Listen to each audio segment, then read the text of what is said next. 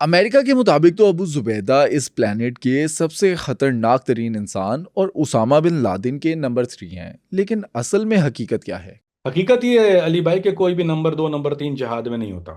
जहाद में अमीर होता है और अमीर होता है, बस उसके बाद कुछ नहीं होता। कोई there is no such thing number two, number three, number four. ये नंबर जो है ये सारे इन्फॉर्मेंट्स की तरफ से दिए हुए लॉलीपॉप होती है, क्योंकि अमेरिकनों को समझ में नहीं आता कि ये मामला क्या है। तो वो अब आप अमेरिकन लकीर के फकीर हैं, आप पाकिस्तानी को भी समझाएंगे ना उसको मास्कर ये, क्योंकि नॉर्मल आदमी को पता नहीं ना होता क्या ये। तो आप उसको कैसे, अगर एक आदमी ने एक चीज एक तस्वीर देखी नहीं है तो आप उसको तस्वीर समझाएंगे कैसे? तो आप वो हवाला दे के समझाते हैं जो उसकी अकल में आ जाती है। जैसे मेरी कई भी बहुत सी बातें जो हैं हमारे भाइयों की अकल में नहीं आती, क्योंकि उनका जहन की कैपेसिटी नहीं होती ना, इतनी देखा ही नहीं सुना भी नहीं, तो बोलते हैं, "ओए, ये क्या बकवास कर रहा है?" उसकी वजह यह है कि हमारी हम इंसान अपने जहन की कैपेसिटी के हिसाब से हर चीज को समझता है।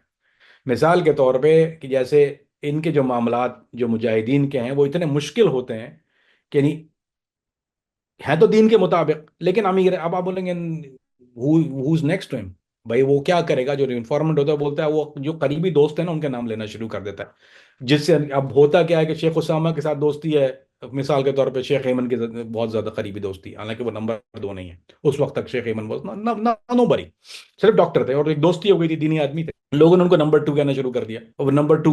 अब उसके बाद जो है वो खालिद शेख मोहम्मद जब जब पकड़े गए तो बोला वो नंबर टू है। तो ये आप अगर इसको रिसर्च करना शुरू करें, और जितने सामीन हैं अपने तौर पर रिसर्च कर लें, आपको 10 नंबर 2, 10 नंबर, और जो आदमी पकड़ा था नंबर 4, नंबर 3, नंबर 2, वो भाई इनका कोई नंबर लगा होता है? कोई वेटर का नाम होता है कि हम नंबर 1, नंबर 2? हाँ, वो जो हु वुड डिटर, क्या मुजाहिदीन कहते हैं नंबर 1, नंबर 2? मुजाहिदीन जो जानते हैं वो पता है इनमें नंबर 1, नंबर 2, नंबर 3 नहीं होता है। तो ये एक लॉलीपॉप है जो, या तो ये कह लीजिए कि अमेरिकन पकड़ने के लिए एक्सक्यूज एक्सक्यूज के तौर पे इस्तेमाल करती है, या सीआईए जब उनको पकड़ लेती है तो वो उनको बहुत हवा बनाने के लिए नंबर 1, नंबर 2, नंबर 3 कर देती है। और एक उसका पहलू ये होता है कि इन्फॉर्मेंट जो है वो अपनी नंबर बनाने के लिए बोलते ओ इज वेरी, क्योंकि इन्फॉर्मेंट को पैसा मिलता है। अगर वो नंबर 2, नंबर 3 नहीं करेगा तो उसको पैसा, अगर वो बोले ये बहुत आम आदमी है और गधे का बच्चा है, और हर आदमी को, अब वहां तो जो भी इंफॉर्मेंट है वो हर आदमी इंपॉर्टेंट था उनके लिए। फिर वो जो जब उसका रिकॉर्ड जमा करते हैं बोलते हैं हाँ ये तो उसामा बिन लादेन से बात करता है, या इसके राब्ते तो फला जगह फला शख्स के साथ है, तो वो इस तरह से उसको रैंकिंग सिस्टम करके वो नंबर 2, नंबर 3 करते हैं। लेकिन हकीकत में कोई नंबर रेटिंग किसी भी जादी तंजीम में रेटिंग नहीं होती। ये बरबनाए ताल्लुकात या बरबनाए दोस्ती, उस हिसाब से ये आदमी को बलि चढ़ाते हैं, चाहे वो आदमी का रैंकिंग हो ही, यानी उस आदमी को, जाहिर सी बात शेख उसामा के उमूर हर किसी को पता नहीं होते थे। आपके ख्याल में वो अबू जुबैदा के साथ बैठ के, अगर वो दोस्ती में मुजाहिदीन की एक बात ये होती है, और ये नॉर्मल मुजाहिद की बात कर रहा हूं मैं, अगर अमीर की भी दोस्ती एक नॉर्मल उसके मोहल्ले का कोई लड़का है उससे बैठ के उसके साथ फारी फारी वक्त में उसके साथ बैठता है, वो सबको पता है ये दोनों बहुत करीबी दोस्त हैं। जैसे अबू हम्माम अल सूरी और अबू वाइल अल सूरी जो थे वो दोनों एक गांव के थे, दोनों साथ बैठते थे। अब अबू जहाद को, अबू वाइल अल सूरी को पता ही नहीं था अबू हमाम क्या कर रहा है, लेकिन दोनों दोस्त थे। अब वो ये अमेरिका की नजर में वो नंबर 2 हो गया था, हालांकि वो नंबर 25 भी नहीं था कहीं पे। सो ये भाई नंबर रैंकिंग जो है मेरा ख्याल है देना जो है वो बहुत बड़ी ज्यादती है और ये गलत चीज। क्या अबू जुबैदा अलकायदा के वैल्यूएबल मुजाहिद थे और इनकी क्या शेख उसामा से भी मुलाकातें थी, क्योंकि दोनों ही सऊदी अरब से थे? अली भाई सऊदिया से तो बहुत लोग थे, और सऊदिया से ऐसे भी लोग हैं जिन पर सऊदियों ने खुद, अरब मुजाहिदीन ने खुद सर्वेलेंस रखी हुई थी। मैं सही बता रहा हूँ आपको ये बात, अब ये नंबर 1 अंदर की बात बता रहा हूँ कि ऐसे भी मुजाहिदीन थे अरब के ही आए हुए। तो यहाँ पर हाँ अरब होना जरूरी है, लेकिन ये नहीं था कि अब अरब हो गया लाइसेंस टू किल मिल गया आपको, आप कहीं भी जाए उठा पटाख कर देना, ना ना, ये बात सही नहीं है। एतबार करना, अच्छा इनकी इंपॉर्टेंस का मामला जहां तक था वो एक तरह से तो ठीक है, क्योंकि इनके पास रिकॉर्ड मौजूद थे। He was the guy who was keeping the record, अमाना था ना इनके पास, तो खिदमत मरकज में थे। तो इनको सारी राउटिंग तो पता थी, एक तो राउटिंग पता थी, दूसरी बात ये पता थी। अब एक आदमी जो है वो मुजाहिदीन से बहुत ज्यादा डीलिंग करता है रोज के तादाद में। अब आप सोचिए, आप वैसे भी हाईलाइट हो जाते हैं अगर एक आदमी का काम ही मुजाहिदीन से डायरेक्ट डील करना, उनको राउट बताना हो, ये सब कुछ करना हो। अमेरिका की नजर में वो ज्यादा इंपॉर्टेंट है नॉर्मल एक आदमी से, जहाँ जो अगर वो फ्रंट लाइन पर लड़ रहा है वो ज्यादा इंपॉर्टेंट नहीं, उनको पता है लड़ा वो क्या पता है उसको। लेकिन एक आदमी जिसको सारी मालूमात है, राउटिंग, ये सब चीजें, वो आदमी ऑटोमेटिकली उसकी रेटिंग बढ़ जाती है। लेकिन एक और भी बात है अली भाई, उसमें खतरा भी होता है। जब आप दुनिया से डीलिंग शुरू कर देते हैं तो उसका मतलब जितने इन्फॉर्मेंट आ रहे हैं आपसे डायरेक्ट उससे भी डील कर रहे हैं ना, आपको तो नहीं पता ये इन्फॉर्मेंट है। जैसे मिसाल के तौर पे एक आदमी है जो ड्रग स्मगलर है, वो ड्रग भेजता है कहीं पर। जब वो ड्रग भेजता है तो बहुत कम लोगों को पता होता है ड्रग भेज रहा है, लेकिन जो स्ट्रीट पे जो डीलर खड़ा होता है ना, वो जंकियों को ड्रग बेच रहा होता है।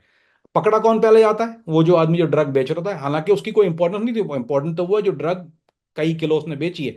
ये स्ट्रीट पे जो खड़ा होकर, चूंकि ये हर आदमी से डील कर रहा है, इन्फॉर्मेंट को पता है ये है, तो पहला बली बकरा बली का जो ऊपर चढ़ता है वो चढ़ता है जो डीलिंग कर रहा होता है। तो इसी की तरह जब शेख अबू जुबैदा जो थे, वो चूंकि हर मुजाहिद से डीलिंग इनकी थी, अब उनको तो नहीं पता कि फला आदमी जवासीस है या ये इन्फॉर्मेंट है या ये मुखबिर है। ये तो राउटिंग कर रहा था, इनका काम था कि उनको राउटिंग करना, और इसी हिसाब से इनका नाम जो था वो लिस्ट में पड़ता रहा कि जितने भी इन्फॉर्मेंट आ रहे हैं, चाहे वो MI6 का है, चाहे वो CIA का है, चाहे वो DIA का है, चाहे वो JTTF का है, चाहे वो FBI का है, किसी भी ऑर्गेनाइजेशन का जो है वो इनसे डील करता था, तो वो इनका नाम पहले देता, बोला ये आदमी है, मैंने तुझसे बात की थी, इसने मुझे राउट करा है, इसके पास मेरी अमाना होती है, इसके पास डाटा बैंक है।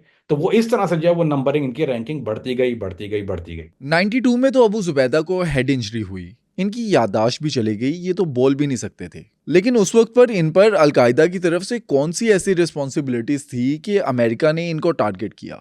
अली भाई, ये बात याद रखिएगा कि उस वक्त भी इनकी वैल्यू तो इस वजह से थी कि अमंग थे। तो अब ये तो नहीं है कि अगर आपकी कोई कुव्वत गोयाई चली गई है या आपकी याददाश्त में थोड़ा मसला है तो आप जो, हाँ, जिम्मेदारियां कम हो जाती हैं, जिम्मेदारियां ले ली जाती हैं, क्योंकि जिम्मेदारी नहीं होती उस वक्त। लेकिन तदरीस का काम उस वक्त भी पढ़ाने का, कुरान का, और सर आप हल्का तहबाब तो वही है, और लोग इनकी हेल्प भी कर रहे थे। जो जो अगर आप देखिए, अगर आप एक सर्कल में डील करते हैं जो कि Tier A सर्कल कह लीजिए, for lack of better English उसको, जब आप Tier A सर्कल में, तो अगर आपके अंदर कोई Tier A सर्कल से निकाल नहीं दिया आपको, आप रहते उसी सर्कल के अंदर हैं, जिम्मेदारियां कम। अब बाहर वाले को ये बात नहीं पता कि ये इनकी जिम्मेदारियां कम हो गई, वो तो देख रहा है उन्हीं के साथ जो, क्योंकि इन्फॉर्मेंट दूर से देख रहा है, वो अंदर के हलकों में बैठा हुआ नहीं है कि ड्राइंग रूम में क्या हो रहा है। उसको तो बाहर से पता है कि अब ये 4 लोग आए कैंप के अंदर, और कैंप खलदून में 4 लोग आए, और ये खुसूसी तौर पर अंदर जाके बैठ के खाना साथ में खा रहे हैं, वो सारे Tier A के आदमी हैं। तो वो इन्फॉर्मेंट तो रिपोर्ट वही देगा जो उसने देखा है आंख से, उसको असल की हकीकत तो नहीं पता कि इनकी जिम्मेदारियां असल में कम हो गई। लेकिन उस वक्त ये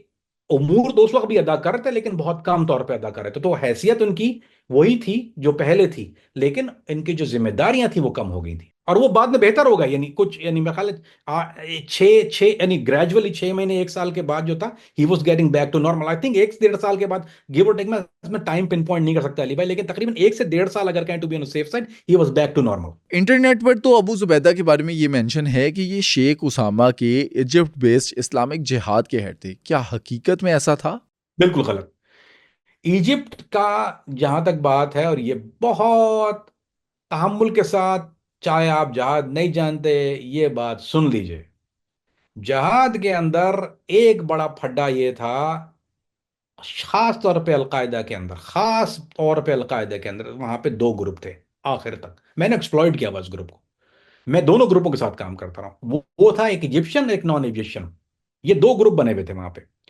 एमन अल जवाहिरी जो थे वो इजिप्शियन ग्रुप, वो एमन अल जवाहिरी थे जिनके ज्यादातर जो हिजरत हुई है मसर से, और बहुत बड़ी हिजरत हुई है, उसकी एक वजह है, और उसकी वजह को और इस मसले को जानना बहुत जरूरी है अगर जहाद को समझना है।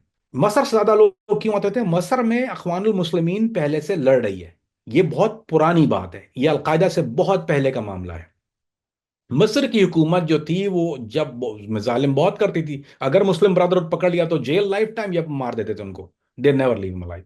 सो सबसे बड़ी हिजरत ऑलरेडी, मुस्लिम ब्रदरहुड ऑलरेडी मसर को छोड़ चुकी थी, मसर से छोड़ के निकल चुके थे। जो लोग थे वहां वो छुपे हुए थे, उनके पास जाने को जगह नहीं थी। जैसा ही ऐलान हुआ जहाद का, उनको मिला शेल्टर। चाहे अगर आप दुनिया में कहीं भी देखेंगे तो सबसे अक्सरियत अगर होती है तो वो मसर के मुजाहिदीन की होती है।